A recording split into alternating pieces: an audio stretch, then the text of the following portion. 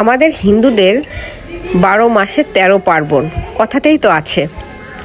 বেশ ভালো লাগে, এত আনন্দ মুখর সবসময় যেন লেগেই থাকে, সবসময় ব্যস্ত মধ্যে যাইতে হয়। এই তো কালী পূজা বলি হলো আজকে। আমার কাকি দিল আজকে পাঠা। কাকিটা সারাদিন মানে সকাল থেকে দেখছি ঘুম থেকে উঠে এত কাজ করতে পারে, যেন কোনো ইয়াই নাই, ক্লান্তি নাই। এত বয়স, তারপরে এত পরিশ্রম যে কীভাবে করে। আসলে আগেকার মানুষ তো, এরা একটু পরিশ্রমী হয়। সবাই কিন্তু ব্যস্ত। আমার কাকিটা ভীষণ সুন্দরী, পরিশ্রমও খুব বড় বাড়ির বউ।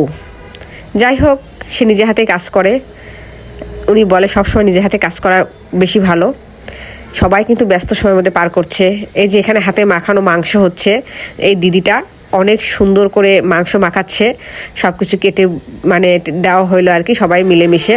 তো যাই হোক, এই যে কাকি রান্না করছে, আর ওনার মাটা এখনও বেঁচে আছে। ওনার মা আরও সুন্দরী দেখতে, কি বলবো। বেঁচে থাকুক হাজার বছর ধরে। এত বয়স আমরা যেতে পারবো কি না জানি না।